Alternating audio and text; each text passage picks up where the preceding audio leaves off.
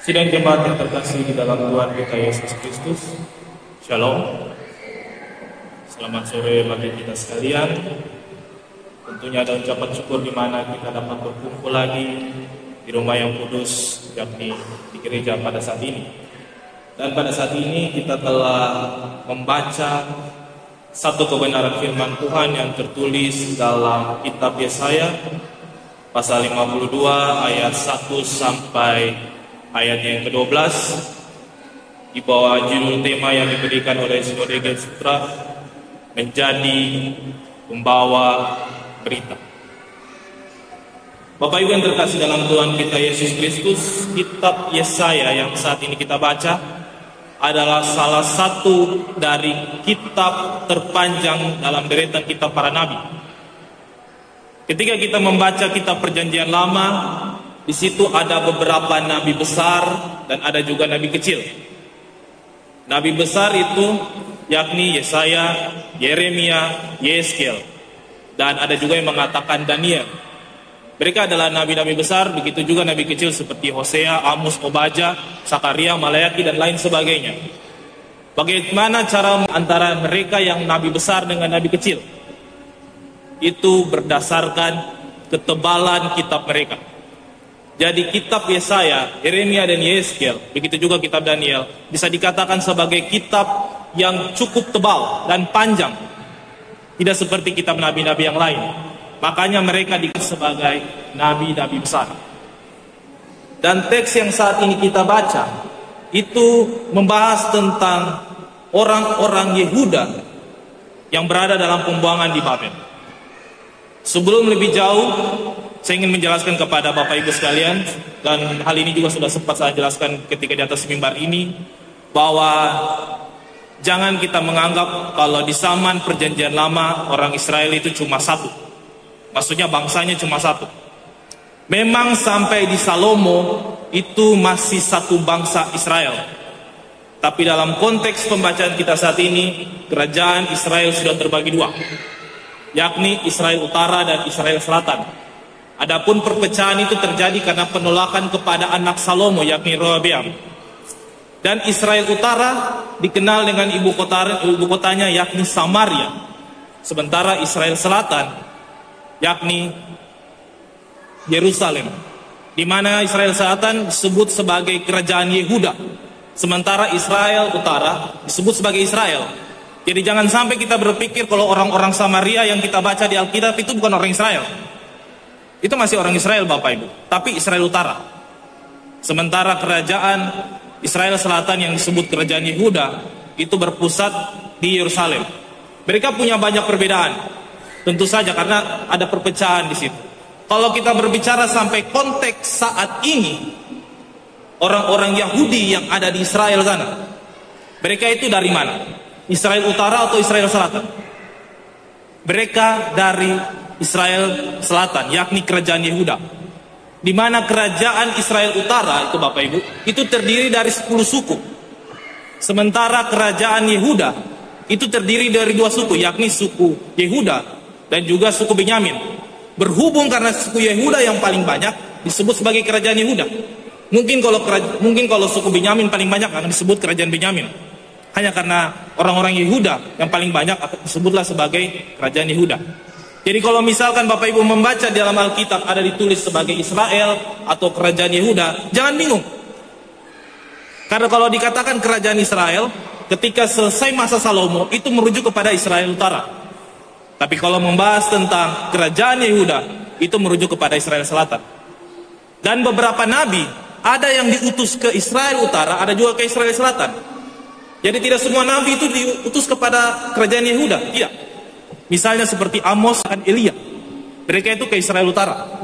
Sementara kerajaan Yehuda, yakni Israel Selatan, itu Yeskel, Yeremia, dan lain sebagainya. Dan mereka juga punya, dibilang, sebagai ending, akhir dari perjalanan kisah bangsa ini. Kalau bangsa Yehuda, mereka mengalami pembuangan di Babel. Sementara bangsa Israel Utara itu mengalami akhir ketika mereka diserang oleh bangsa Asyur, di mana 10 suku ditawan di bawah pemerintahan Sanherib, dan akhirnya 10 suku itu kawin campur dengan orang-orang Asyur. Sampai di situ kisah mereka. Tapi kisah tentang Yerusalem, yakni kerajaan Yehuda, itu berjalan terus sampai kepada Kristus yang kita sudah baca dalam Alkitab. Bapak Ibu yang terkasih dalam Tuhan kita Yesus Kristus, kita akan melihat ayat per ayat dalam pembacaan ini, dan kita mencoba untuk mengerti apa maksud Yesaya dalam penulisan kitab ini atau teks ini yang disampaikan kepada orang-orang Yehuda. Dimulai dari ayat 1 sampai ayat 2, jikalau Bapak Ibu melihat di situ, dibuat teksnya agak bagaimana ya, berbeda dengan teks Alkitab yang lain. Kenapa? Karena ini bersifat puisi, bersifat narasi, yang dimana di sini dituliskan bahwa orang-orang Yahudi, orang-orang Yehuda ini yang digambarkan seperti seorang putri Sion yang merana dan terpuruk. Lalu Allah akan datang meminta mereka untuk bangun dari keterpurukan di mana mereka mengalami pembuangan di Babel. Bapak Ibu mungkin tidak asing dengan kata Sion atau Sionis. Orang Israel apalagi yang sekarang identik dengan Sionis. Apa Sionis itu? Selama ini kita dengar apa Sionis? Sionis itu bermaksud bahwa bagaimana orang-orang Israel atau orang-orang Yahudi yang sudah terdiaspora atau tersebar di seluruh dunia bisa kembali kepada Sion, yakni ke Yerusalem itu sendiri, untuk membangun kembali kerajaan Israel. Itulah yang terjadi sekarang. Itulah disebut sebagai gerakan Sionis. Jadi tentang kata Sion itu merujuk kepada Yerusalem yang disebut sebagai kota Sion atau putri Sion, bahkan ada gunung Sion di situ. Dan dalam teks ini, di sini merupakan pesan dari Allah yang disampaikan oleh Nabi Yesaya bahwa mereka, orang-orang Yahudi tadi, akan mengalami kebebasan dari pembuangan di Babel. Kita perhatikan pada ayat 1 dikatakan, terjagalah, terjagalah, kenakanlah kekuatanmu seperti pakaian, hai Sion. Di bagian akhir, sebab tidak seorang pun yang tak bersunat atau yang najis akan masuk lagi ke dalammu. Yang dimaksudkan bahwa di sini, maksudnya tidak boleh ada lagi hal-hal yang najis atau hal-hal yang buruk terjadi dalam bangsa Yehuda ketika mereka akan kembali ke Yerusalem. Tidak boleh lagi ada kawin campur, tidak boleh lagi ada sinkretisme, di mana mereka menyembah Allah di hari Sabat, tapi di hari lain mereka menyembah Allah lain. Tidak boleh ada lagi pencampuran seperti itu. Tidak boleh ada lagi penyembahan berhala. Itu pesan Allah yang disampaikan dalam ayat 1 pada saat ini. Kemudian dalam ayat 3, di mana dikatakan di situ, sebab beginilah firman Tuhan, kamu dijual tanpa pembayaran, maka kamu akan ditebus tanpa pembayaran juga. Maksudnya bahwa orang-orang Yehuda yang diserahkan ke pembuangan di Babel itu dengan cuma-cuma. Saya rasa kita sudah cukup tahu kenapa orang-orang Yehuda atau orang-orang Israel Selatan ini dibuang ke pembuangan. Karena mereka sendiri yang begitu bebal, tegar tengkuk, dan melakukan hal-hal yang tidak berkenan di hadapan Tuhan. Maka Tuhan menggunakan bangsa Babel untuk merebut mereka, untuk mengambil mereka sehingga mereka berada di pembuangan. Makanya di sini dikatakan, kamu dijual tanpa pembayaran. Tuhan menyerahkan mereka kepada bangsa Babel tanpa iming-iming. Dan begitu juga kamu akan ditebus tanpa pembayaran juga. Mereka akan diambil kembali dari pembuangan itu, ditebus kembali tanpa ada lagi hal-hal yang seperti saya katakan tadi. Maka tidak ada alasan di sini. Kemudian dalam ayat 4 dikatakan, sebab beginilah firman Tuhan Allah, dahulu umatku berangkat ke Mesir untuk tinggal di situ sebagai orang asing. Lalu Asyur memeras dia tanpa alasan.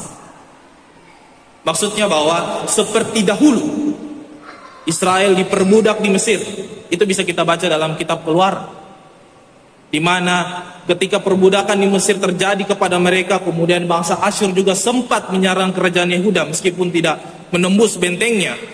Kemudian terjadi juga pembuangan di Babel pada saat ini. Ini merupakan rentetan-rentetan peristiwa dalam pembacaan ini.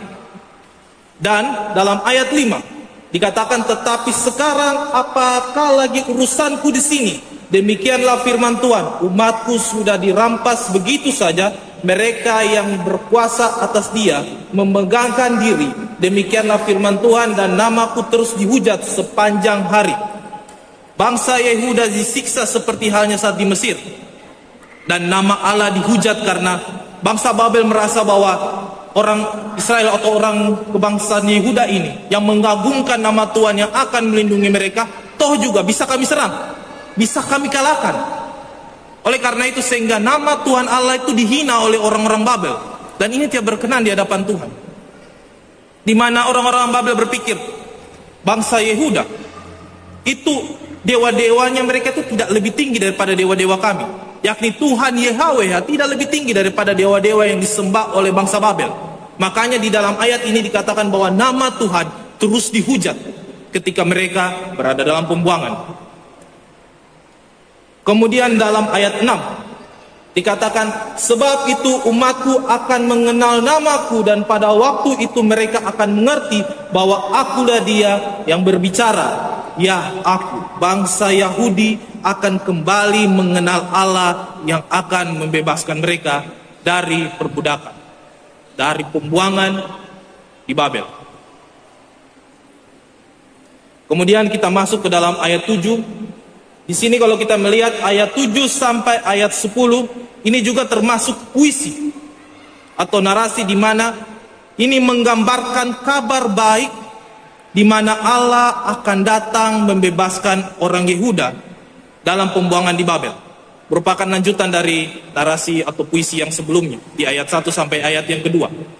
Kemudian dalam ayat 11 kita bisa melihat di situ Allah meminta orang Israel untuk menyucikan diri, untuk menjauhi lagi hal-hal yang najis, seperti yang saya katakan tadi, yakni sinkretisme, kawin campur, dan dosa-dosa lainnya. Agar supaya ketika mereka masuk ke kota Yerusalem, mereka sudah terlahir barukan. Tidak lagi melakukan kesalahan yang sama, yang menyebabkan Allah membiarkan bangsa Babel untuk dapat menjajah mereka. Allah mengharapkan mereka kembali kepada hal-hal yang lebih baik, tidak lagi menjadi bangsa yang tegar tengkuk seperti yang kita baca dalam Alkitab. Lalu dalam ayat 12 di situ dikatakan, sungguh kamu tidak akan buru-buru keluar dan tidak akan lari-lari berjalan, sebab Tuhan akan berjalan di depanmu dan Allah Israel akan menjadi penutup barisanmu. Jadi orang-orang Yehuda pada saat ini, mereka tidak perlu terburu-buru untuk lari. Mereka tidak perlu kayak diam-diam atau takut jangan sampai didapat atau jangan sampai mereka ditemukan oleh bangsa Babel pada saat itu. Tidak perlu. Karena kenapa? Karena Tuhan sendiri yang akan membukakan jalan bagi mereka. Mereka akan keluar dengan tenang, tidak perlu lagi takut, tidak perlu ragu. Itu yang tertulis dalam ayat 12 dan merupakan janji Tuhan kepada bangsa Yehuda pada saat ini.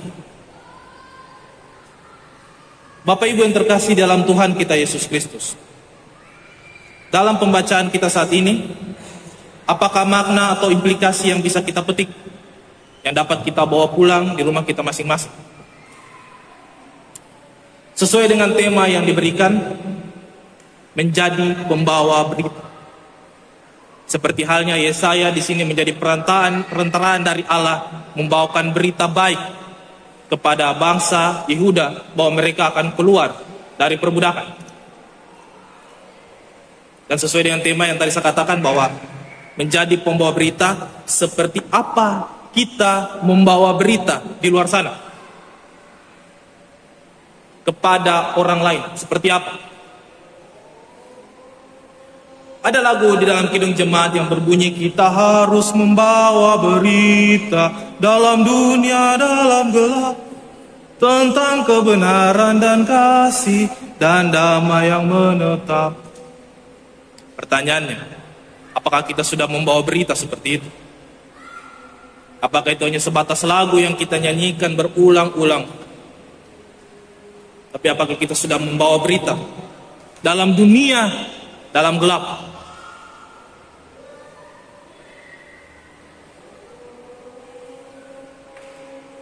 Sebagai orang Kristen, hendaknya kita harus membawa berita, kabar baik, yakni Injil yang kita baca dan renungkan setiap saat. Tidak harus kita menjadi penginjil di luar sana yang ketika ketemu dengan kerabat kita atau siapapun masuk Kristen yuk. Ayo login. Kristus adalah Tuhan yang benar. Percaya kepada Kristus. Tidak harus seperti itu. Tapi bagaimana praktik kehidupan kita menjadi kabar baik bagi setiap orang yang ada. Ada suatu perkataan yang mengatakan bahwa setiap pribadi lepas pribadi orang Kristen merupakan sebuah surat Allah yang bergerak. Jadi tiap-tiap kita itu merupakan tulisan-tulisan atau surat-surat dari Allah itu sendiri yang bergerak dan berada dimanapun kita berada, di tempat kerja, di lingkungan, dimanapun. Pertanyaannya, apakah kita menjadi surat yang dibaca oleh orang lain, tapi bukan menjadi surat yang ketika dibaca orang lain mereka berpikir orang Kristen seperti ini ya, sekacau ini, separah ini. Ternyata memang betul ya, orang Kristen itu agama pemabuk. Ternyata memang betul ya, orang Kristen itu memang boleh-boleh saja melakukan dosa. Toh mereka juga tetap selamat. Apakah kita mau dibaca seperti itu? Kabar baik, membawa kabar baik lewat perilaku hidup kita sebagai orang Kristen yang layak di hadapan Tuhan. Yang ketika orang lain membaca kita, melihat kita, mereka berpikir, oh memang orang Kristen seindah ini, orang Kristen sebaik ini. Jangan heran apabila Tuhan kita dihujat. Kalau andai kata perilaku hidup kita mencerminkan hal yang tidak sesuai dengan firman Tuhan, jangan heran.